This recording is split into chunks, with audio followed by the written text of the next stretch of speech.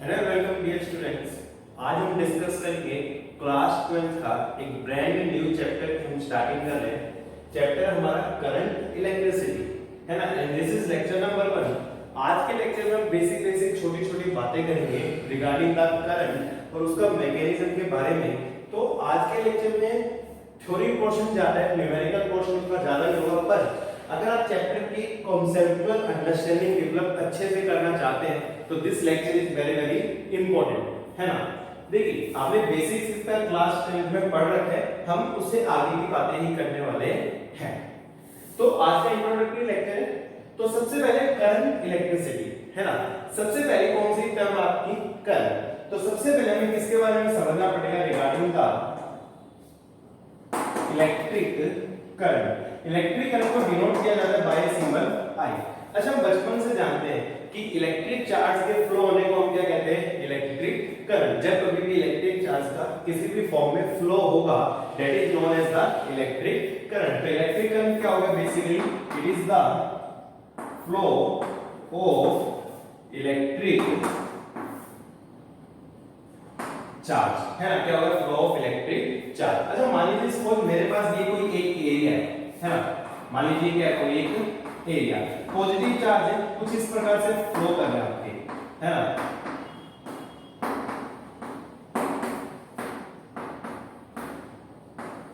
Positive charge मान लीजिए कुछ इस प्रकार से क्या कर रहे हैं आपके, फ्लो कर रहे हैं।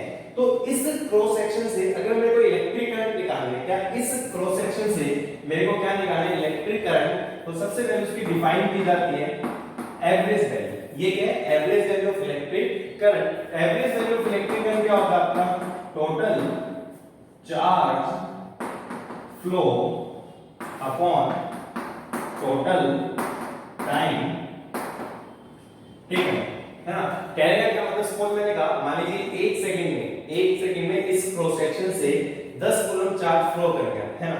एक सेकंड में इस क्रॉस सेक्शन से 10 कूलम चार्ज फ्लो कर गया, तो एवरेज वैल्यू क्या होगी, टोटल चार्ज फ्लो हो गया 10 कूलम, टाइम है 1 सेकंड, तो 10 कूलम पर सेकंड। तो this is the average value of electric current. ऐसे टोटल चार्ज फ्लो हम लिख सकते हैं डेल्टा Q, है ना, चार्ज फ्लो Q से डिनोट किया, और टोटल टाइम टेकन क्या हो गया आपका, डेल्टा T, ठीक है। अब देखिए ये तो आपकी average value of electric current होगी, एक इसकी इंस्टेंटेनियस वैल्यू है।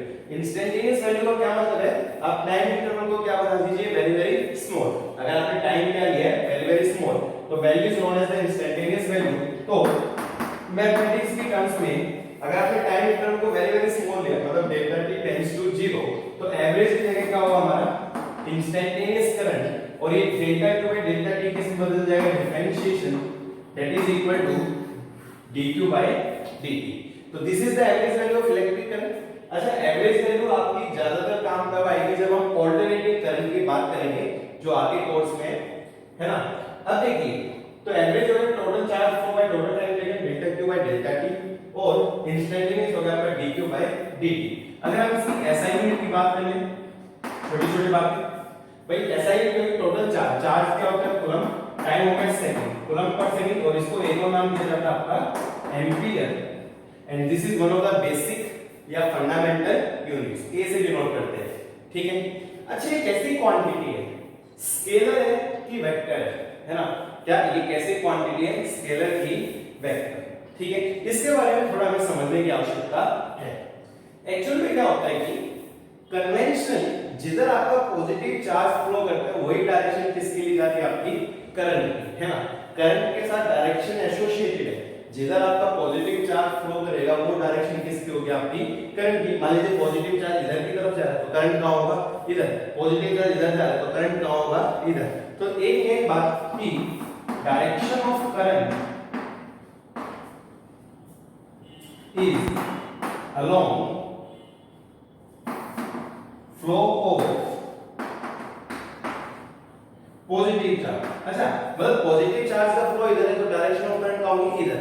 बहुत ऑब्वियस बात है, अगर पॉजिटिव चार्ज इधर फ्लो करे तो नेगेटिव चार्ज कहां फ्लो कर रहा होगा, आपका अपोजिट डायरेक्शन में। यानी कि हम ये भी कह सकते हैं कि करंट की डायरेक्शन नेगेटिव चार्ज के फ्लो की क्या होगी, अपोजिट, है ना। पॉजिटिव चार्ज के फ्लो की तो डायरेक्शन में होगी एंड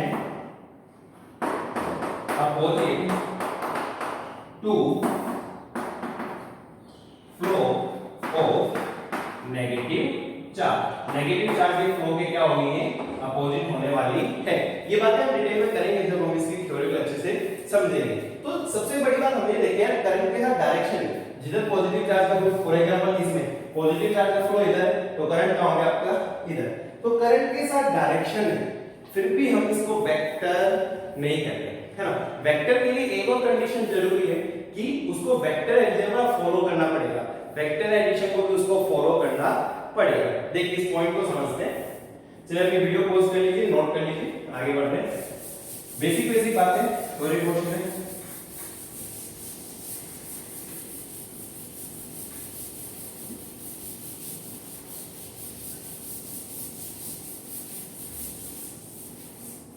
आइए अब क्या है, चलो ये तो समझ आ गया कि करंट के साथ डायरेक्शन। मैंने क्या किया, मान लीजिए मैंने दो वायर ली 90 डिग्री के एंगल पे, मान लीजिए इस वायर से करंट है 3 एंपियर और इस वायर से करंट है 4 एंपियर, है ना। एक ही तीसरी वायर, यहां पे जो करंट होगा इन दोनों का एडिशन होगा, पॉइंट होगे से 3 इधर से जा रहा है, 4 इधर से जा रहा है, इधर क्या होगा आपका 7 एंपियर। आपने सीधा ऐड कर दिया, वेक्टर अलजेब्रा लगाया, अरे भाई आपने सीधा ऐड कर दिया, 3 + 4 कर दिया, कितना आ गया 7, ठीक है। आपने 90, अरे भाई अगर वेक्टर एडिशन को फॉलो करता तो वेक्टर एडिशन क्या कहता है, √a² + b² + 2ab, यहां पे एंगल कितना है 90, तो cos 90 होता है 0, तो ये क्या हो गया 3 का स्क्वायर 9, 4 का स्क्वायर 16, √25 यानी कि 5, है ना। तो अगर वेक्टर को फॉलो करता तो 5 एंपियर आना चाहिए था, पर इसे वेक्टर को फॉलो नहीं किया, ये तो सीधा ऐड हो गया और कितना है आपका 7 एंपियर। तो करंट एक पेक्यूलियर क्वांटिटी है जो आपकी डायरेक्शन तो होती है पर वेक्टर अलजेब्रा को फॉलो नहीं करती। इसलिए ऑब्जेक्टिव की बात है, अगर ऑब्जेक्टिव में कहीं आपको लिखा मिल जाए टेंसर, क्या लिखा मिल जाए आपको टेंसर, तो करंट कैसी क्वांटिटी आपकी टेंसर क्वांटिटी। टेंसर का मतलब जिनके पास डायरेक्शन तो है पर वो वेक्टर अलजेब्रा को फॉलो नहीं करते, है ना। अच्छा मान लीजिए ऑप्शन में टेंसर नहीं मिला, ऑप्शन में है स्केलर और वेक्टर, तो हम करंट को कैसे डील करके चलेंगे, स्केलर के फॉर्म में। तो इसका मतलब क्या है, टेंसर और स्केलर, है ना। मतलब वेक्टर नहीं है, अगर ऑप्शन में टेंसर मिले तो आपको टेंसर लगाना है, और ऑप्शन में टेंसर नहीं है तो आपका आंसर क्या होना चाहिए, वहां पे स्केलर होना चाहिए, उसमें आपको कोई शक नहीं होना चाहिए, ठीक है। अब देखिए जो करंट की इंस्टेंटेनियस वैल्यू थी आई, वो किसके बराबर थी भाई आपकी dq/dt। डिफरेंशिएशन का क्या मतलब होता है, स्लोप, यानी कि अगर चार्ज वर्सेस टाइम ग्राफ है तो उसका स्लोप क्या देगा मेरे को, करंट, है ना। तो इसका मतलब slope of charge versus time graph, QT graph, slope of QT graph gives us electric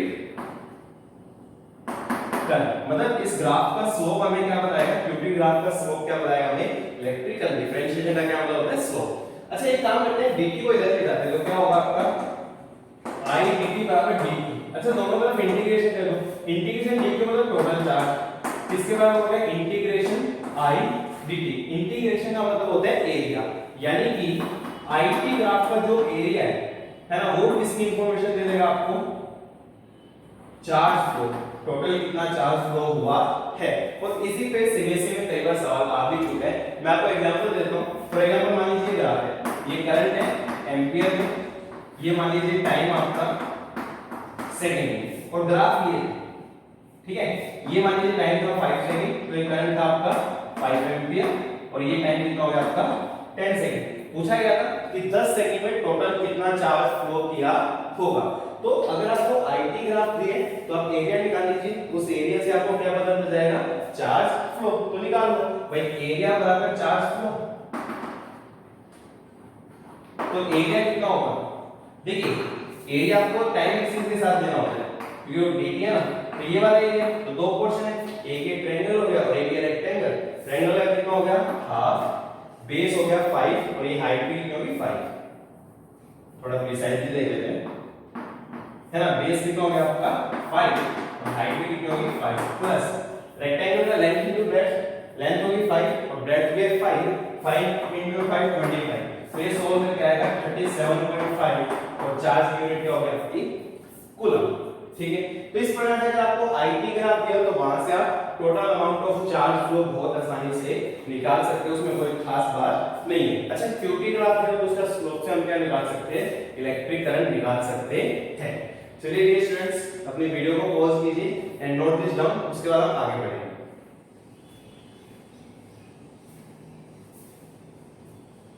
चलिए देखते हैं आगे।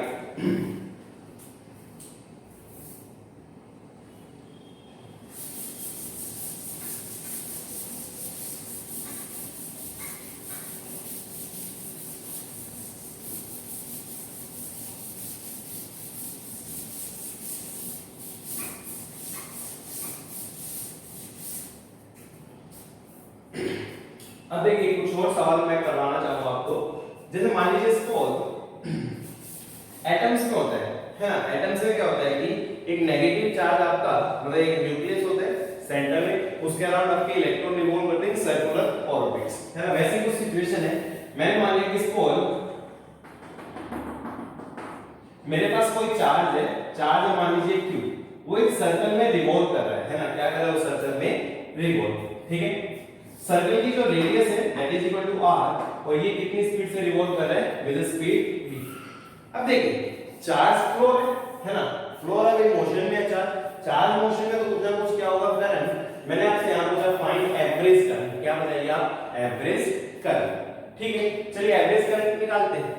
अब देखिए होगा क्या भाई, एवरेज करंट का फॉर्मूला क्या है हमारे पास, total charge upon time taken, ठीक है। अब देखिए मैंने ये क्रॉस सेक्शन कंसीडर किया है ना, यहां से कितना चार्ज फ्लो किया आपका q, दोबारा फ्लो करने के लिए कितना टाइम लगेगा, देखिए अभी यहां q फ्लो किया ना, जाएगा जाएगा जाएगा जाएगा जाएगा जाएगा जाएगा जाएगा, दोबारा फ्लो होने में एक कंप्लीट सर्कल हो गया, है ना। अभी मान लीजिए क्रॉस सेक्शन है, इससे q चार्ज पास हुआ, दोबारा इसी क्रॉस सेक्शन से आने के लिए इसने क्या ले लिया, कंप्लीट सर्कल ले लिया, है ना। मतलब कंप्लीट सर्कल का जो टाइम लगा वही होगा, एक रिवॉल्यूशन का मतलब कंप्लीट सर्कल का जो टाइम उसको हम क्या बोलते हैं भाई, टाइम पीरियड, क्या बोलते हैं उसको हम, टाइम पीरियड। तो यहाँ पे जो एवरेज करंट आया that is equal to charge upon time period. अच्छा एक बात और होगी, फ्रीक्वेंसी और टाइम पीरियड के बीच में आपको रिलेशन मालूम होगा कि फ्रीक्वेंसी किसके बराबर होती है, 1 बाय टाइम पीरियड, है ना। फ्रीक्वेंसी मतलब कितने राउंड हो गए पर सेकंड, ठीक है। तो ये याद रखना है। तो आई एवरेज क्या होगा, q by t, t किसके बराबर 1 by f, तो उसको मैं क्या लिख सकता हूं, q into f। अच्छा मैं टाइम पीरियड कैसे निकालूंगा, टाइम मतलब डिस्टेंस अपॉन स्पीड, टाइम को हम क्या लिखते हैं, डिस्टेंस अपॉन स्पीड। एक राउंड में डिस्टेंस कितना ट्रैवल होगा, circumference that is 2 pi r upon speed, speed कितनी उसकी v, तो टाइम पीरियड कितना हो गया 2 pi r by v। तो यहां से अगर मैं आई एवरेज निकालूं तो कितना आएगा, q by टाइम पीरियड की वैल्यू रख दो 2 pi r into v। तो this is the average current due to charge flow qv by 2 pi r।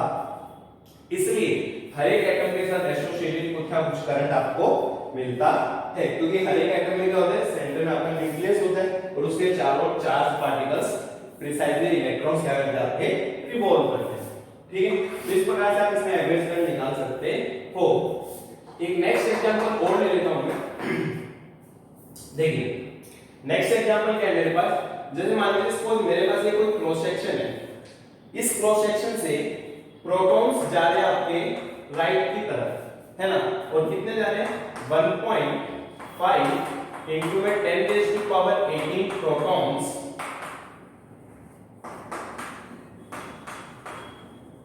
पर सेकंड, ठीक है। और इलेक्ट्रॉन्स अपोजिट डायरेक्शन में ड्रिफ्ट हो रहे हैं, इसी से ये ट्यूब है, ट्यूब का कोई क्रॉस सेक्शन है, प्रोटॉन्स राइट की तरफ ड्रिफ्ट हो रहे हैं, इलेक्ट्रॉन्स लेफ्ट की तरफ ड्रिफ्ट हो रहे हैं, कितने 3 into 10 raised to power 18 electrons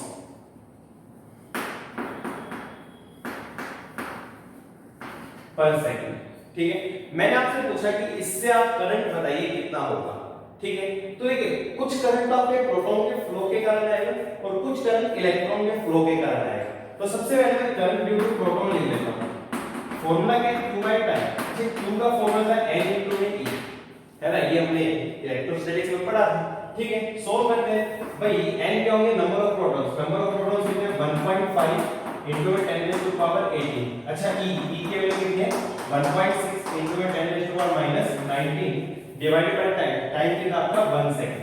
तो यहां से करंट इनटू प्रोटॉन कितना है 100 रुपए लेते हैं 10⁻⁻1 15 सेकंड 90 9 24, तो ये आएगा 0.24 एम्पीयर। तो प्रोटॉन के फ्लो के कारण कितना करंट आ रहा है आपका 0.24 एम्पीयर। डायरेक्शन क्या होगी, देखिए करंट की डायरेक्शन पॉजिटिव चार्ज के फ्लो के अलोंग होती है, पॉजिटिव चार्ज इधर फ्लो कर रहा है तो पॉजिटिव चार्ज के करंट का हो गया इधर। Similarly current due two electron निकालो, सब कुछ सेम है, q/t टाइम आपका 1 सेकंड है, q n e n change हो जाएगा 3 × 10⁻18, तो मतलब डबल करंट आएगा 0.48 एम्पीयर। अच्छा डायरेक्शन क्या होगी, देखिए नेगेटिव चार्ज इधर फ्लो कर रहा है, करंट की डायरेक्शन नेगेटिव चार्ज के फ्लो के क्या होगी अपोजिट, तो नेगेटिव चार्ज इधर फ्लो कर रहा है, करंट की डायरेक्शन क्या होगी अपोजिट, यानी कि इधर की तरफ। अब दोनों करंट ऐड हो गए सब्ट्रैक्ट होंगे, तो दोनों की डायरेक्शन सेम है, तो दोनों करंट क्या होंगे ऐड, तो नेट करंट क्या आएगा आपका Ip प्लस IE, यानी कि 0.24 प्लस 0.48, ये कितना आ रहा है 0.72 ampere. Means through this cross section आपका करंट कितना होने वाला है 0.72 एम्पीयर। इस प्रकार से आप इन सवालों को कर सकते हो। एक लास्ट इलस्ट्रेशन में इस बेसिक चीज पे ले लेता हूं, देखिए नोट करते जाइए साथ में।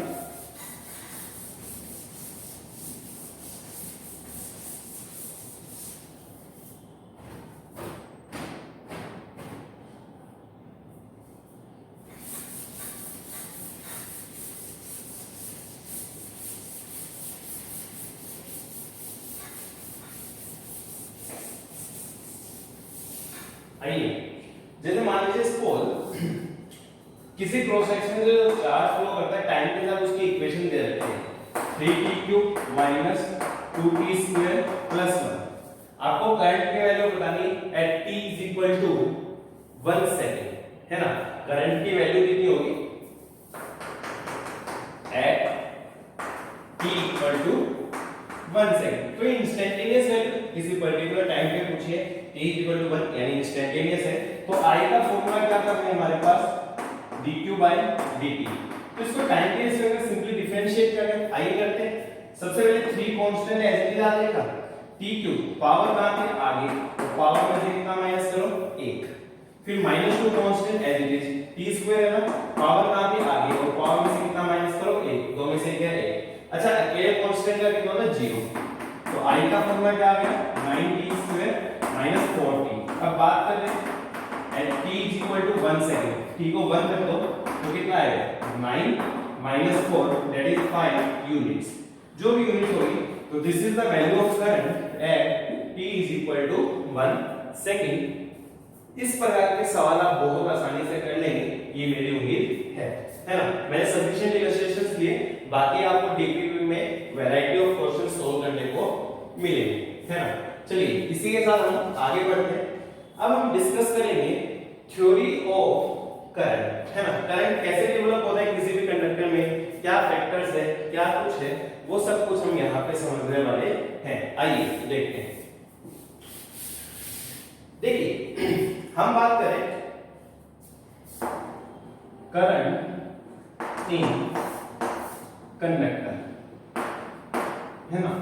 वैसे तो कंडक्टर के है ना काफी टाइप्स हो सकते हैं, है ना, पर यहाँ पे जो हमारे कोर्स में हम कंडक्टर डिस्कस करेंगे that are the solid metallic conductors.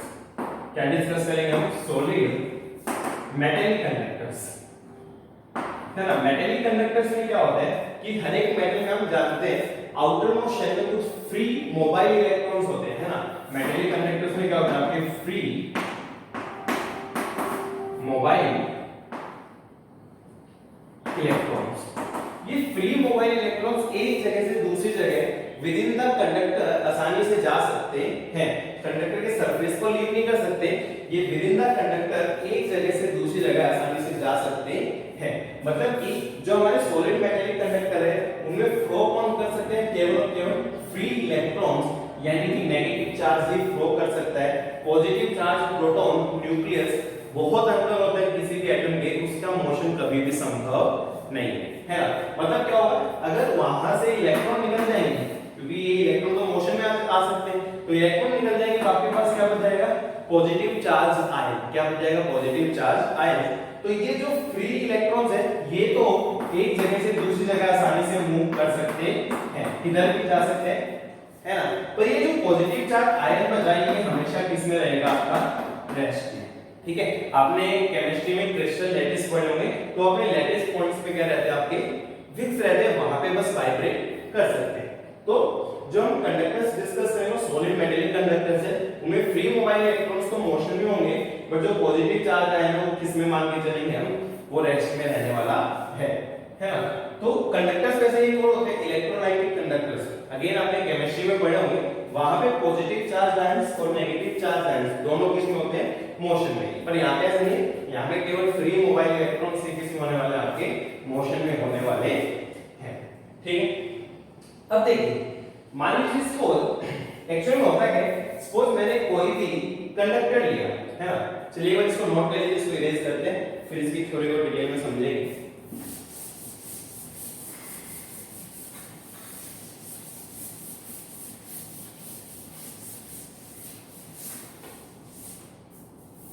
अब देखिए होता क्या है कि मान लीजिए सपोज मेरे पास कोई एक कंडक्टर है, ये मान लीजिए कंडक्टर कॉपर का कंडक्टर है, कॉपर की कोई वायर है, ये मेरे पास कंडक्टर है। ठीक है, इसकी कुछ पर्टिकुलर लेंथ है, सब कुछ है, कुछ ना कुछ इसमें है।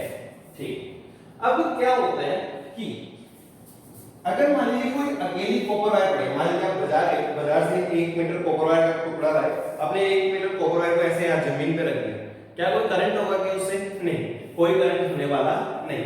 तो इस समय इससे जो करंट होता है ना, दैट इज इक्वल टू 0, कोई करंट इसमें प्रेजेंट नहीं होता। हाँ, अगर मैं इसको बैटरी से कनेक्ट कर देता हूं, बैटरी से कनेक्ट कर देता हूं तो मैंने पोटेंशियल डिफरेंस अप्लाई किया। क्या अप्लाई किया? पोटेंशियल। मान लीजिए बैटरी V वोल्ट की है, तो मैंने आपको पहले भी सिखाया इसका पोटेंशियल हम कितना मान सकते हैं? 0। ये 0 तो ये कितना हो गया? V। अब जो पॉइंट सेम पॉइंट से कनेक्टेड होगा, सेम होता है, ये 0 तो ये भी क्या हो गया आपका? 0। और ये कितना हो गया आपका? V। मतलब इस कंडक्टर में क्रॉस पोटेंशियल डिफरेंस आ गया, ये V है और ये 0, पोटेंशियल डिफरेंस कितना हो गया? V। ये लेंथ होगी L। अच्छा एक बात हमने सीखी थी कि जब कभी पोटेंशियल डिफरेंस आएगा, इलेक्ट्रिक फील्ड आपका क्या होगा? एस्टैब्लिश होगा। और इलेक्ट्रिक फील्ड की डायरेक्शन कहां से कहां होगी? हायर पोटेंशियल से लोअर पोटेंशियल, है ना। E बराबर -dV/dr, है ना। जो ये फॉर्मूला था, E बराबर -dV/dr। सब कुछ पैरामीटर्स मैंने कांस्टेंट माने, तो इलेक्ट्रिक फील्ड को मैं क्या लिख सकता हूं? -dV मतलब पोटेंशियल डिफरेंस, पोटेंशियल डिफरेंस हो गया V, dr मतलब डिस्टेंस, डिस्टेंस कितना हो गया? L।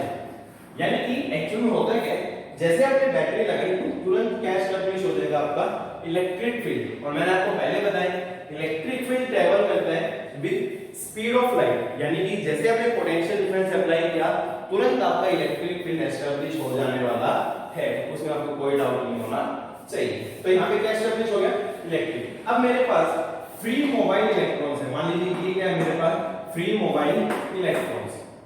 भाई इलेक्ट्रॉन्स का जो फोर्स है ना, वो इलेक्ट्रिक फील्ड के कहां लगेगा? अपोजिट लगेगा। तो ये इलेक्ट्रॉन्स कहां मूव करेंगे? आपके इधर की तरफ मोशन में आने वाले हैं। तो इलेक्ट्रॉन्स का मोशन कहां हो गया? इधर। ऑब्वियसली लोअर पोटेंशियल से हायर पोटेंशियल, इसको कई बार हम पॉजिटिव भी लिखते हैं, इसको कई बार क्या लिखते हैं हम? नेगेटिव। तो इलेक्ट्रॉन्स का मोशन हो गया लोअर पोटेंशियल से हायर पोटेंशियल। अब इलेक्ट्रॉन्स इधर फ्लो कर रहे हैं, नेगेटिव चार्ज इधर फ्लो कर रहे हैं, तो करंट की डायरेक्शन कहां होगी? आपकी इधर की तरफ, क्योंकि इलेक्ट्रॉन्स के फ्लो के अपोजिट किसकी डायरेक्शन होती है?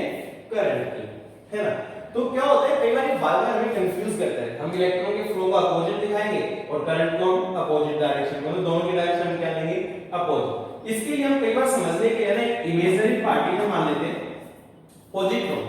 पॉजिट्रॉन इलेक्ट्रॉन जैसे पार्टिकल है, बस इलेक्ट्रॉन पे नेगेटिव चार्ज होता है, इस पे क्या चार्ज होता है? पॉजिटिव। हम मान के चलते हैं कि इलेक्ट्रॉन इधर नहीं जा रहे, पॉजिट्रॉन कहां जा रहे? इधर की तरफ। ऐसा इसलिए मानते हैं ताकि हमें कन्वीनियंस हो, क्यों? पॉजिट्रॉन और करंट दोनों की डायरेक्शन क्या होती है? आपकी सेम। ठीक है, तो जैसे क्या होता है, पहले आपका जब पोटेंशियल डिफरेंस ये था तो करंट क्या होता है? 0। जैसे हमने पोटेंशियल डिफरेंस अप्लाई किया, इलेक्ट्रिक फील्ड एस्टैब्लिश होता है विद स्पीड ऑफ लाइट, उसके कारण इलेक्ट्रॉन्स का फ्लो स्टार्ट होता है, इलेक्ट्रॉन्स के फ्लो के स्टार्ट के कारण क्या आता है? आपका करंट आता है। तो ये बेसिक आपका करंट है। ठीक है, अब ये बैटरी का काम है, ये समझते हैं। मैंने आपको पहले बताया बैटरी किसका सोर्स होता है? Battery is the source of energy. क्या बैटरी चार्ज का सोर्स होता है कि नहीं? बैटरी भाई चार्ज का सोर्स नहीं है, बैटरी किसका सोर्स होता है? आपका एनर्जी का सोर्स होता है। एक्चुअली में बैटरी करती क्या है?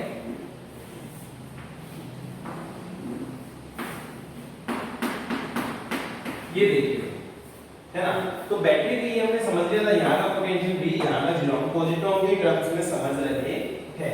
तो यहाँ पे मान लीजिए पॉजिट्रॉन था। अच्छा, आप इसकी एनर्जी लिख सकते हो क्या?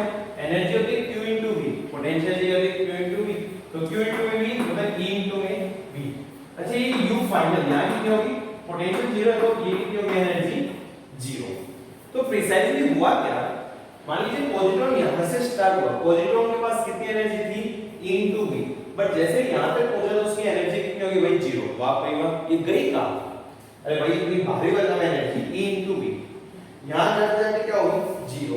ये एनर्जी बीच में गई कहां? तो यही वही एनर्जी जो कंडक्टर में हर काम करती है ना। फॉर एग्जांपल क्या है? लाइट को ले लो, है ना, फॉर एग्जांपल फैन है, ठीक है, तो जो ये एनर्जी लॉस है ये किसकी एनर्जी में चल जाएगी? फैन रोटेट करता है, काइनेटिक एनर्जी, तो फैन की किस में चल जाएगी? Kinetic energy. इसी से जो लाइट है वो अपनी लाइट देती है। अरे भाई ट्यूबलाइट है, वो लाइट एनर्जी कहां से ला रही है? ये एनर्जी, जो ये एनर्जी लॉस की, यही किस में कन्वर्ट हो जाती है? Light energy. स्पीकर है, साउंड एनर्जी कहां से ला रहे हैं? जो ये एनर्जी लॉस की है वही किस में कन्वर्ट हो जाती है? Sound energy. तो डिफरेंट इलेक्ट्रिकल अप्लायंसेस में डिफरेंट काम होते हैं। जो ये एनर्जी लॉस हुई है यहां से यहां जाने में कितनी ईबी, वही किसकी फॉर्म में कन्वर्ट होती है? Different forms of energy. और वहीं से आपके इलेक्ट्रिकल अप्लायंसेस क्या करते हैं? काम। अब क्या होगा? इस पॉजिट्रॉन की एनर्जी यहाँ पे आने पे क्या होगी? जीरो। अब ये जीरो एनर्जी के साथ इस बैटरी में जाएगा। बैटरी के अंदर केमिकल रिएक्शंस हो रही है, उन केमिकल रिएक्शन से इस पॉजिट्रॉन को क्या मिलेगी? एनर्जी, है ना। जैसे बैटरी के पास गया, बैटरी ने इसको छूमंतर एनर्जी दी, तो फिर यहाँ चला गया तो फिर एनर्जी लॉस की, फिर बैटरी के पास आया, बैटरी ने छूमंतर करके एनर्जी दी, एनर्जी जाके फिर इधर गया, फिर लॉस किया। बैटरी एनर्जी देती रहेगी, कब तक? जब तक खुद के पास एनर्जी है। उसके बाद तो क्या हो जाएगी? डेड हो जाएगी। और ऐसे ही होते हैं, सेल्स खराब तो होते हैं ना, ऐसे थोड़ी कि हमेशा चलते रहेंगे, खराब भी होते हैं, मतलब उसके अंदर केमिकल रिएक्शंस क्या होगी? स्टॉप, केमिकल्स खत्म हो गए, ठीक है। तो ये आपका मैकेनिज्म है। बैटरी चार्ज का सोर्स है, बैटरी क्या प्रोवाइड करती है? एनर्जी। और बैटरी में क्या होता है? जो उसकी केमिकल एनर्जी है उसको किस में कन्वर्ट किया जाता है? Electrical energy. तो this is the basic theory. अब हम यहाँ पे एक बहुत ही इंपॉर्टेंट टर्म डिस्कस करेंगे, that is the drift velocity. क्या डिस्कस करेंगे? Drift velocity. ये याद रखना है, जब हमने पोटेंशियल डिफरेंस अप्लाई नहीं किया तो करंट क्या होता है? जीरो। जैसे हमने पोटेंशियल डिफरेंस अप्लाई किया, there will be some current. चलिए डियर स्टूडेंट्स, अपनी वीडियो को पॉज कीजिए and note this term.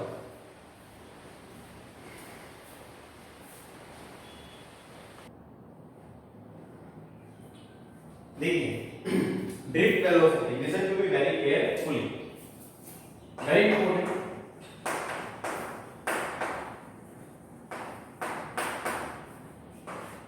Denoted by v drift velocity. Actually में क्या होता है?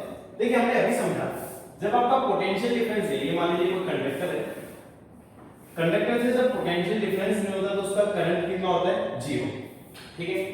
एक्चुअली क्या होता है? इस समय भी इसके पास बहुत सारे मोबाइल इलेक्ट्रॉन्स हैं, क्या वो रेस्ट में होंगे? मोशन में होंगे। एक्चुअली में क्या होता है कि इस समय मान लीजिए मैं रूम टेंपरेचर की कंडीशन लेके चल रहा हूं, किसकी कंडीशन लेके चल रहा हूं? रूम टेंपरेचर, है ना। तो इस समय भी इसके पास बहुत सारे फ्री मोबाइल इलेक्ट्रॉन्स हैं। ऐसा नहीं है कि वो रेस्ट में होंगे, वो लगातार किसमें होंगे? मोशन में होने वाले हैं, पर उनका मोशन क्या होगा? टेंपरेचर के कारण होगा, and that is completely random. कहने का क्या मतलब? अगर एक फ्री इलेक्ट्रॉन इधर जाएगा तो दूसरा इधर, तीसरा ऊपर, चौथा नीचे, पांचवा आगे, छठा पीछे, एक इधर, एक इधर, एक इधर, एक इधर, मतलब कंप्लीट रैंडम मोशन होने वाला है, ठीक है। तो क्या होता है? सपोज मैंने सिंपल एक इलेक्ट्रॉन कंसीडर किया, क्या कंसीडर किया? सिंपल एक मैंने इलेक्ट्रॉन, होगा क्या? ये मोशन में आएगा, इस एक पर्टिकुलर इलेक्ट्रॉन का मोशन में क्या? बिल्कुल रैंडम। तो ये इलेक्ट्रॉन कहां गया? मान लीजिए इधर गया, यहां पे फिर एक पॉजिटिव चार्ज आया था, उससे टकराया, टकराने के कारण उसने अपनी दिशा बदली और फिर कहां चला गया? आपका इधर, ठीक है। यहां फिर से टकराया, टकराने में दिशा बदली और कहां चला गया? इधर। फिर से टकराया, टकराने में दिशा बदली और कहां चला गया? इधर। फिर से टकराया, टकराने में दिशा बदली और कहां चला गया? इधर। और फाइनली कहां गया? आपका यहां पे। तो ये लगातार मोशन में तो है, पर इसका नेट मोशन कितना होता है? आपका जीरो। यानी कहने का क्या मतलब है? नेट डिस्प्लेसमेंट क्या होता है, जीरो। अब नेट डिस्प्लेसमेंट जीरो हो गया तो मैं इसकी एवरेज वेलोसिटी क्या कह सकता हूं, जीरो। एवरेज वेलोसिटी जीरो होता है, ये तो मोशन में नहीं है, मोशन में नहीं है तो इसका एवरेज करंट है वो कितना हो गया, जीरो। ठीक है, तो पार्टिकल मतलब इलेक्ट्रॉन लगातार मोशन में होते हैं और बहुत भयंकर वेलोसिटी होती है। टेंपरेचर का जो इलेक्ट्रॉन की ये जो वेलोसिटी है ना, जिस स्पीड के साथ इधर जाता है, that is nearly 10 raise to power 5 metre per second. इसको बोलते हैं थर्मल वेलोसिटी। क्या बोलते हैं इसको, थर्मल वेलोसिटी। ये थर्मल वेलोसिटी बहुत भारी भरकम है, पर इलेक्ट्रॉन का, किसी इलेक्ट्रॉन का या पॉजिट्रॉन का जो नेट डिस्प्लेसमेंट है, नेट मोशन ऑफ जीरो, इससे जो उसकी एवरेज वेलोसिटी है जीरो और एवरेज करंट कितना हो जाता है आपका, जीरो। तो ये सिचुएशन है, लगातार मोशन में पर ऑन एन एवरेज कितना हो जाता है, zero, because there is not any displacement. बहुत भयंकर वेलोसिटी होती है thermal velocity 10 raise to power 5 metre per second. But जैसे ही मैंने बैटरी अप्लाई की, क्या अप्लाई की मैंने, बैटरी। मैंने पहले बताया था जैसे ही बैटरी अप्लाई करते हैं इलेक्ट्रिक फील्ड एस्टैब्लिश हो जाता है। क्या हो जाता है आपका, इलेक्ट्रिक फील्ड एस्टैब्लिश हो जाता है।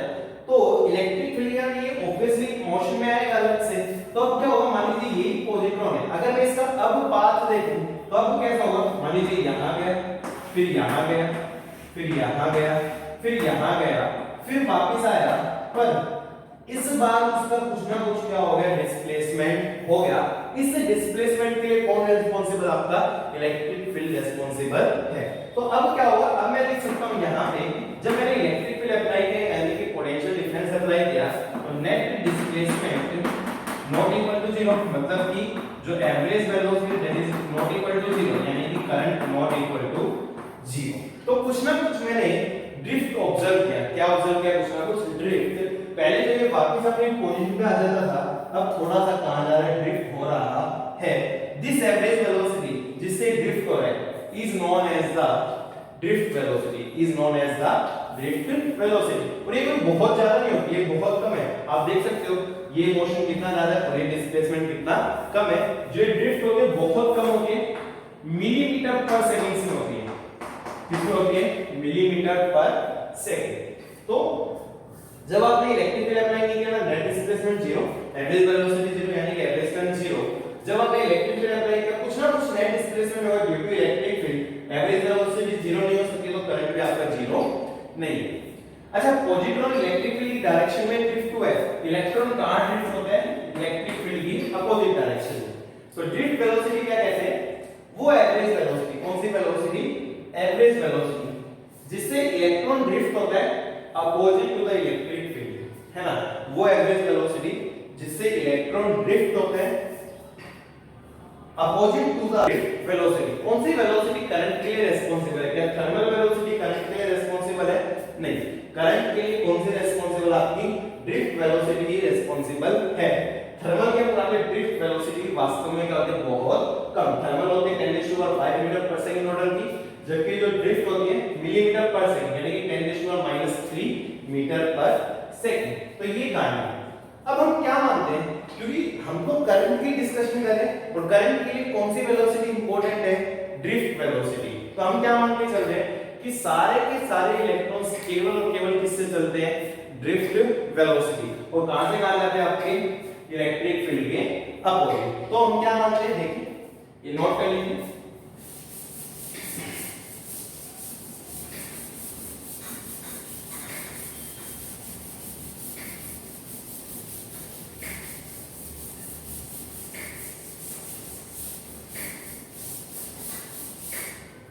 देखिए तो हम क्या मानते हैं, ये मान लीजिए कंडक्टर था, पोटेंशियल डिफरेंस आपने अप्लाई किया,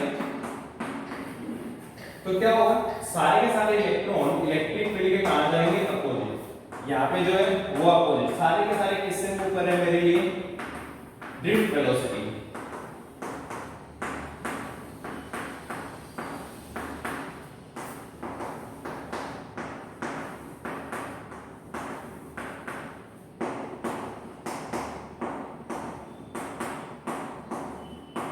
हम ये सारे के सारे किससे मूव कर रहे हैं, आपके ये सारे के सारे मूव कर रहे हैं विद ड्रिफ्ट वेलोसिटी। तो हम क्या मानते हैं कि ये इस प्रकार से मूव करे जैसे ट्रेन में सिपाही मूव करते हैं ना, सिपाही लगातार कांस्टेंट स्पीड से चलते रहते हैं ना, तो इलेक्ट्रॉन्स भी लगातार कांस्टेंट स्पीड से चलते रहते हैं and that average speed is the drift velocity. तो दिस इज द assumption। ये प्रैक्टिकल लाइफ से बहुत दूर की बात है, इलेक्ट्रॉन टकराते रहते हैं कोई अलग बात है, बट ये assumption के साथ ही हम पूरी करंट इलेक्ट्रिसिटी को डिस्कस करने वाले हैं कि इलेक्ट्रॉन उसी प्रकार से मूव करते हैं जैसे ट्रेन में सिपाही मूव करते हैं with constant drift velocity। तो this is the main governing assumption of the current electricity। ठीक है, चलिए अब आगे की बातें कर लेते हैं। अब हम सबसे पहले डिस्कस करेंगे relation between drift velocity and relaxation time. ये इंपॉर्टेंट आगे काफी काम आएगा, relation between drift velocity and relaxation time. देखिए ध्यान से सुनिए, क्या रिलेशन है drift velocity and relaxation time. मान लीजिए टोटल मेरे पास capital n number of free mobile electron थे, कोई भी कंडक्टर मैंने लिया था, ये कंडक्टर है मान लीजिए, सॉरी कितने मेरे पास फ्री इलेक्ट्रॉन्स है, free mobile electron capital n। Initially मतलब जब आपने फील्ड अप्लाई नहीं किया था, है ना, जब तक आपने पोटेंशियल डिफरेंस अप्लाई नहीं किया था, पहले की वेलोसिटी मान लीजिए इनिशियल वेलोसिटी u1 वेक्टर, दूसरे की मान लीजिए u2 वेक्टर, तीसरे की मान लीजिए u3 अप टू nth की क्या मान लीजिए un। ठीक है, बट हम क्या कहते हैं कि जब तक आपने फील्ड अप्लाई नहीं किया है तो आपकी एवरेज वेलोसिटी क्या होती है, जीरो, इसलिए करंट क्या होता है, जीरो। अब अगर मैं यहां पे एवरेज निकालूं, u एवरेज वो कितना आएगा, u1 एवरेज का मतलब क्या है, सबको जोड़ो और जितने हैं उससे क्या कर दो आप डिवाइड कर दो, ये कितना आना चाहिए, जीरो। क्यों, क्योंकि एवरेज वेलोसिटी नहीं है तभी तो करंट नहीं है, एवरेज वेलोसिटी होती तो करंट आ ही जाता ना, तो एवरेज वेलोसिटी क्या है, जीरो। रैंडम मोशन, कारण क्या है रैंडम, एक इधर जा रहा है दूसरा इधर, कैंसिल कर दिए एक दूसरे को, तीसरा इधर चौथा इधर, एक दूसरे को कैंसिल, पांचवा इधर छठा इधर कैंसिल, सातवां इधर आठवां इधर कैंसिल, एक दूसरे को सारे आपस में क्या लगेंगे, कैंसिल। इसे इनिशियल एवरेज वेलोसिटी क्या हो गया आपकी, जीरो। पर जैसे आपने फील्ड अप्लाई किया, क्या अप्लाई किया आपने, फील्ड अप्लाई किया तो सभी पे क्या लगेगा, फोर्स लगेगा, और फोर्स कितना लगेगा, माइनस ई। अरे F बराबर QE होता है, तो इलेक्ट्रॉन में चार्ज होता है माइनस ई, तो फोर्स इसके बराबर हो गया माइनस ई, ये हो गया इलेक्ट्रिक। अच्छा एक्सेलरेशन क्या हो जाएगा, फोर्स अपॉन मास माइनस ई बाय m, ये m क्या है, मास ऑफ इलेक्ट्रॉन, इसे क्या लिखा है मैंने me। ठीक है, अब क्या होगा कि इस एक्सेलरेशन के कारण इनकी वेलोसिटी चेंज होगी, है ना। मैं क्या बोल रहा हूं, जो पहले इलेक्ट्रॉन उसकी वेलोसिटी क्या होगी, v बराबर u प्लस a की फार्मूला है, तो मैं क्या लिखता हूं u1 प्लस a और ये tau 1। ये tau 1 क्या होता है, this is known as the relaxation time. क्या बोलते हैं हम, रिलैक्सेशन टाइम, मतलब एक कोलिजन होने के बाद कितना टाइम बीत गया, that is known as the relaxation time. भाई होगा क्या, हमने इलेक्ट्रॉन में ये तो समझा था, ये इधर गया, ठीक है, यहाँ पे इसका कोलिजन हुआ और फिर कहाँ गया, इधर। मान लीजिए जब कोलिजन हुआ तो टाइम कितना मान लिया, जीरो, कितना टाइम मान लिया, जीरो। तो कोलिजन के बाद कितना टाइम बीत गया, that is known as the relaxation time and that is known as the tau 1। तो जब तक दोबारा कोलिजन नहीं होगा तब तक क्या होगा, वो एक्सेलरेट होने वाला है, इसलिए मैंने क्या लगाया v बराबर u प्लस a, है ना। टाउ क्या मतलब एक कोलिजन होने के बाद कितना टाइम बीत गया, that is known as the relaxation time. ये कोलिजन हो गया, उसके बाद कितना टाइम और बीत गया यहां तक पहुंचने में, that is known as the relaxation time. यहां पे मान लीजिए दोबारा कोलिजन हो जाता है, ठीक है। सिमिलरली सेकंड वाले इलेक्ट्रॉन के लिए क्या लिख सकता हूं मैं, u2 plus acceleration tau 2। Third के लिए क्या लिख सकता हूं, u3 प्लस एक्सेलरेशन tau 3। मतलब पहले इलेक्ट्रॉन की वेलोसिटी होगी v1, दूसरे की होगी v2, तीसरे की v3, अब तो आप कहां तक जा सकते हो, vn तक जा सकते हो। अब जो आपकी ड्रिफ्ट वेलोसिटी हो कैसी है, एवरेज वेलोसिटी कैसी होती है, एवरेज। चलिए एवरेज लेते हैं, तो ड्रिफ्ट वेलोसिटी होती है एवरेज वेलोसिटी। तो एवरेज कैसे लेंगे, एवरेज का तरीका वही है, सबको जोड़ो और जितने हैं उनसे क्या कर दो, डिवाइड कर दो, ठीक है। अब v की वैल्यू हम क्या लिख सकते हैं, u प्लस a। तो तो सबसे पहले मैंने u एक तरफ जोड़े और वो एक्सेलरेशन वाले एक तरफ जोड़े, तो u एक तरफ जोड़ना तो कितना आएगा u1 plus u2 up to un divided by n plus acceleration तो सबसे कांस्टेंट आ जाएगा, है ना, कॉमन आ जाएगा, पहला बचा tau1 tau2 काटे जाएंगे tau n divided by n, ठीक है। अच्छा ये वैल्यू तो कितनी थी आपकी 0, तो यहां से आपकी ड्रिफ्ट वेलोसिटी कितनी आ जाती है, एक्सेलरेशन की वैल्यू रख दीजिए -e बाय me, और ये क्या हो गया एवरेज रिलैक्सेशन टाइम, ये क्या होगा रिलैक्सेशन टाइम का average, that is known as the average relaxation time. और जनरली टेंपरेचर पे डिपेंड करता है, किस पे डिपेंड करता है, टेंपरेचर। टेंपरेचर मान लीजिए बहुत ज्यादा है तो जल्दी से दोबारा कोलिजन हो जाएगा, रिलैक्सेशन टाइम क्या होगा कम, है ना। जैसे मान लीजिए यहां से आ जाएगा टाइम, है ना, टेंपरेचर ज्यादा होगा एक कोलिजन पर, दूसरा कोलिजन क्या हो जाएगा बहुत जल्दी जल्दी, तो टाउ एवरेज क्या हो जाएगा कम। टेंपरेचर कम है तो आराम से चल जाएगा, तो कोलिजन के टाइम क्या लग जाएगा ज्यादा, तो टाउ एवरेज क्या हो जाएगा ज्यादा। तो ये जो relaxation time, average relaxation time, ये किस पे डिपेंड करता है, टेंपरेचर पे। This is known as the average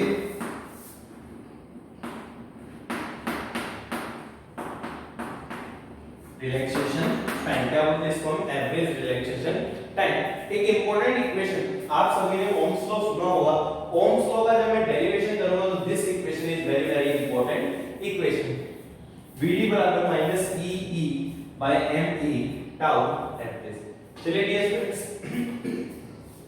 sorry अपनी वीडियो को पॉज कीजिए एंड नोट दिस डाउन, फिर हम आगे बढ़ते हैं और आज के लेक्चर का सबसे इंपॉर्टेंट डेरिवेशन हम करेंगे करंट ड्रिफ्ट वेलोसिटी के कारण आता है, तो relation between current and drift velocity. चलिए गाइस को नोट कर लीजिए,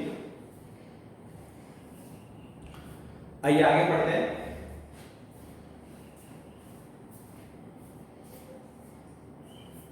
इक्वेशन इंपॉर्टेंट है, ओम्स लॉ के डेरिवेशन में भी इस्तेमाल होगी।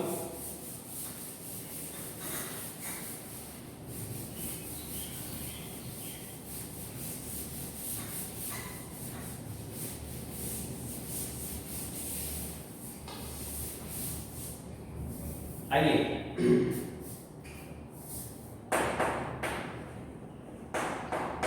रिलेशन बिटवीन करंट एंड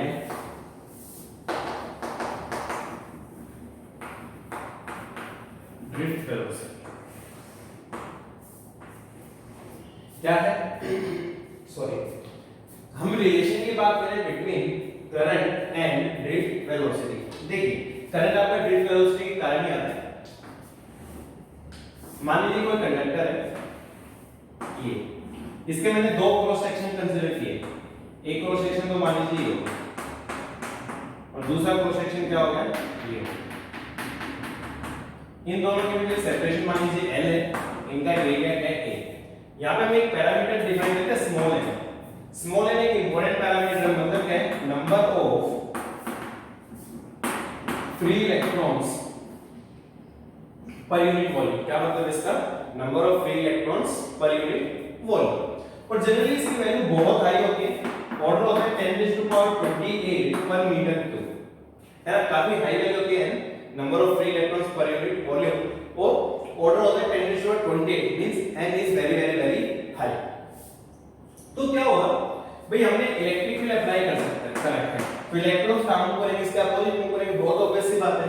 यहां पे बहुत सारे इलेक्ट्रॉन्स, फ्री मोबाइल इलेक्ट्रॉन्स, क्या था आपके पास, फ्री मोबाइल, कितने थे, number of electrons, free electrons, कहने का क्या मतलब नंबर ऑफ फ्री इलेक्ट्रॉन्स। कैसे नंबर ऑफ फ्री इलेक्ट्रॉन्स कैसे निकालेंगे, n इनटू वॉल्यूम, वॉल्यूम इधर ले लो, तो इस सेक्शन की वॉल्यूम कितना है, वॉल्यूम होता है एरिया इनटू लेंथ, एरिया है a, लेंथ हो गई n, तो नंबर ऑफ फ्री इलेक्ट्रॉन्स होंगे, तो चार्ज कितना अवेलेबल है, चार्ज q बराबर क्या होता है ne, n क्या होता है नंबर ऑफ इलेक्ट्रॉन्स, है ना, नंबर ऑफ इलेक्ट्रॉन्स कितने, यहां पे प्रिसाइजली NaN, और हर एक इलेक्ट्रॉन पे कितना चार्ज हो गया e, तो this much is charge available between these two cross section. अब आपने इलेक्ट्रिक फील्ड लगाया तो इलेक्ट्रॉन्स कहां ड्रिफ्ट करेंगे, अपोजिट डायरेक्शन में, तो अपोजिट डायरेक्शन में ड्रिफ्ट करेंगे तो मैं करंट कैसे निकाल सकता हूं, total charge upon total time. तो इस सेक्शन से इस सेक्शन के लिए कितना चार्ज अंदर गया, दिस मच चार्ज। तो चार्ज कितना हो गया, E N A L upon time. अब टाइम कैसे निकालना है, बहुत आसान है। अरे भाई इन इलेक्ट्रॉन को यहां से यहां जाने में कितना टाइम लगा, टाइम बराबर डिस्टेंस अपॉन स्पीड। डिस्टेंस है l, हम क्या मानते हैं कितनी स्पीड से ट्रैवल करते हैं, ये ड्रिफ्ट स्पीड से। तो टाइम किसके बराबर होगा, डिस्टेंस अपॉन स्पीड, डिस्टेंस है l बाय v d। तो I कितना रहेगा, n e a l और टाइम हो गया आपका l by v d। l से l कैंसिल, तो I कितना आ जाएगा, n e a v d। तो this is the expression of current in terms of drift velocity. I बराबर n e a v d। Very very important, पता नहीं कितनी बार board exams में पूछा गया है, ये प्रिसाइजली मेरे को याद भी नहीं है। तो very very important relation, I बराबर n e a v d। n number of free electrons per unit volume, e charge upon electron 1.6 into 10 to minus 19, a area of cross section, ठीक है। और v d क्या हो गया, आपकी drift velocity. तो ये रिलेशन आपके दोनों कौन से, I बराबर n e v d और v d बराबर minus e e by m e tau है, ये दोनों मिलके आपके ओम्स लॉ को डिराइव करें, जो कि ओम्स लॉ में नेक्स्ट लेक्चर में कराने वाला हूं। तो ओम्स लॉ के डेरिवेशन में दोनों इक्वेशन ही काम आने वाली है, उससे ज्यादा उसके डेरिवेशन में कुछ नहीं है, ठीक है। तो this is the relation between current and drift velocity. इस रिलेशन में हम बहुत सारे क्वेश्चन भी करेंगे, but in next lectures, in the upcoming lectures. चलिए डियर स्टूडेंट्स, अपनी वीडियो को पॉज कीजिए, इसको नोट कर लीजिए। हाँ, यहाँ पे एक टर्म और है जो कई बार इस्तेमाल होगी, पूछ सकते हैं, दैट इज द मोबिलिटी। क्या आपकी मोबिलिटी डिनोटेड बाय म्यू, है ना। सिंपली बता देता हूं, मोबिलिटी रिप्रेजेंट करती है कि चार्ज कैरियर्स कितनी आसानी से मूव कर पा रहे हैं। जैसे मान लीजिए इनमें जो मोबाइल फोन होते हैं फ्री इलेक्ट्रॉन, तो कितनी आसानी से मूव कर पा रहे हैं, ये कौन डिनोट करती है, आपकी मोबिलिटी। इलेक्ट्रोलाइटिक कंडक्टर्स में पॉजिटिव चार्ज आयंस और नेगेटिव चार्ज आयंस, उनकी भी मोबिलिटी होती है, कितनी आसानी से वो मोबाइल मतलब मूव कर पा रहे, that is known as the mobility. तो इसको डिफाइन कैसे करते हैं मोबिलिटी को, magnitude of drift velocity per unit electric field, scalar quantity drift velocity per unit electric field, है ना। तो ऐसा यूनिट क्या है, ड्रिफ्ट वेलोसिटी की होती है metre per second, electric field की होती है वोल्ट पर मीटर, ये हो जाएगा मीटर स्क्वायर पर वोल्ट सेकंड। ये क्या होगी इसकी एसआई यूनिट, है ना। अच्छा, एक्सप्रेशन लिख भी सकते हैं, Vd का फॉर्मूला याद लिख सकते हैं, या फिर इलेक्ट्रिक फील्ड को कहां ले नीचे, तो Vd बाय E और मैग्नीट्यूड है तो कितना आ जाएगा ये, तो म्यू आ जाएगा यहाँ पे Vd बाय E, E को नीचे ले लो, E tau average by m E। तो this is the mobility of the free electrons, E by E उन पे चार्ज हो गया, m E mass of the electron, tau average इस टेंपरेचर पे डिपेंड करती है, किस पे डिपेंड करती है, आपकी टेंपरेचर पे, है ना। चलिए विद दिस आप इसको नोट कर लीजिए, फिर मैं आपको कुछ एग्जांपल में थ्योरेटिकल क्वेश्चन करा रहा हूं। एनसीईआरटी टेक्स्ट बुक में मैं केवल यहां पे डिक्टेट करूंगा, डीपीपी में आपको लिखे हुए मिल जाएंगे, वहां से आप नोट्स में आप बना सकते हो। चलिए इसको नोट कर लीजिए।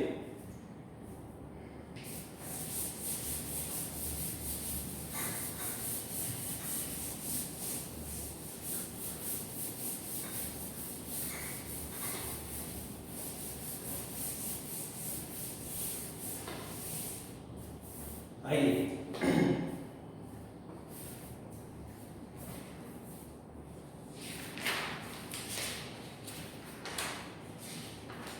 मैं डिक्टेट करके तो साथ में आपको एक्सप्लेन भी करूंगा, आपको डीपीपी में लिखे मिल जाएगा, वहां से आप अपने नोट्स में बना सकते हैं।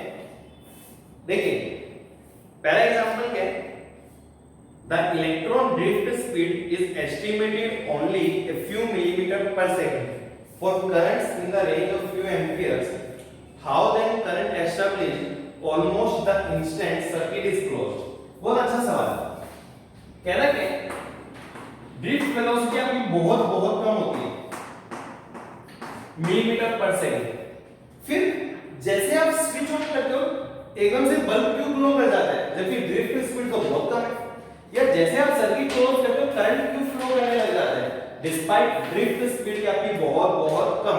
तो इसका कारण है इलेक्ट्रिक फील्ड। जैसे हम स्विच ऑन करते हैं या सर्किट क्लोज करते हैं, इलेक्ट्रिक फील्ड तुरंत एस्टेब्लिश होता है कितने की स्पीड से, with the speed of light, है ना। अब होगा क्या भाई, ये कंडक्टर था, यहाँ नहीं, यहाँ पे सब जगह आपके पास क्या थे, फ्री मोबाइल इलेक्ट्रॉन। जैसे आपका मान लीजिए ये की थी, आपने इसको क्लोज किया, तुरंत आपका इलेक्ट्रिक फील्ड क्या होगा, एस्टेब्लिश। इलेक्ट्रिक फील्ड एस्टेब्लिश होने में टाइम क्या लगता है, very very very very very less, speed of light से क्या रहता है 3 × 10⁻⁸ मीटर पर सेकंड। तो ये तुरंत एस्टेब्लिश हो।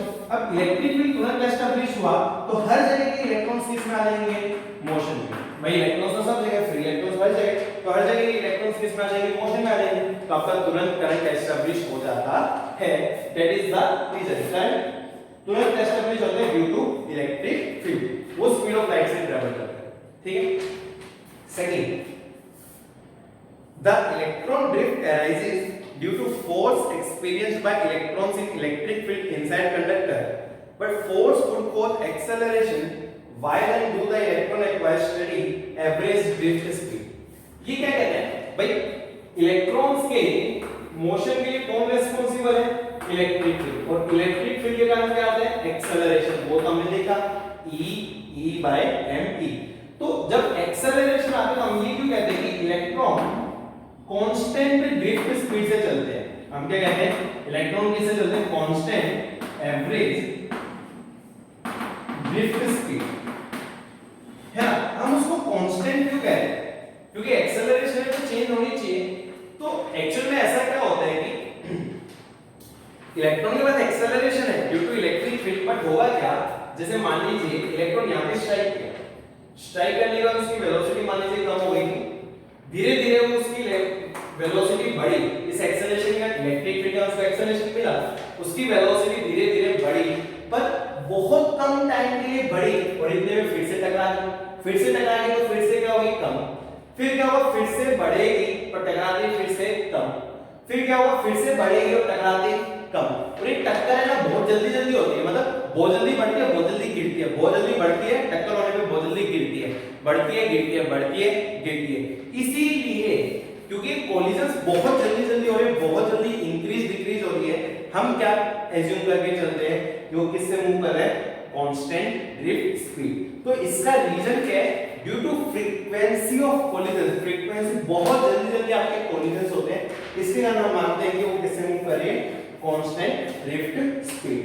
चलिए third, electron drift is so small, electron charge is small, फिर करंट लार्ज भी होता है। ये कहते हैं भाई VD drift speed small, electron में चार्ज भी स्मॉल, तो करंट लार्ज क्यों होता है, तो फॉर्मूला है ना I बराबर NEA/VD।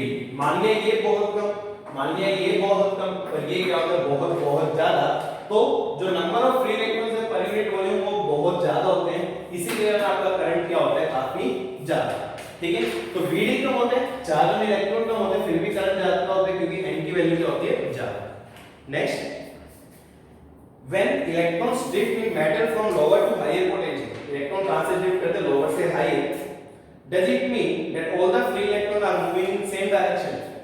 क्या ये वास्तव में सच है, भाई हम क्या मानते हैं, ये नेगेटिव ये पॉजिटिव, इलेक्ट्रॉन सीधा ड्रिफ्ट कर रहे हैं, क्या सारे के सारे इलेक्ट्रॉन सेम डायरेक्शन में जाते हैं, एक्चुअली नहीं, ऐसा हम मानते हैं कि सारे के सारे इलेक्ट्रॉन सेम डायरेक्शन में जा रहे हैं, है ना, विद ड्रिफ्ट स्पीड, पर हकीकत में ऐसा नहीं है। हकीकत में तो उनके पास थर्मल वेलोसिटी होती है, तो रैंडम पाथ होता है, और कुछ ना कुछ क्या होता है, नेगेटिव डिस्प्लेसमेंट।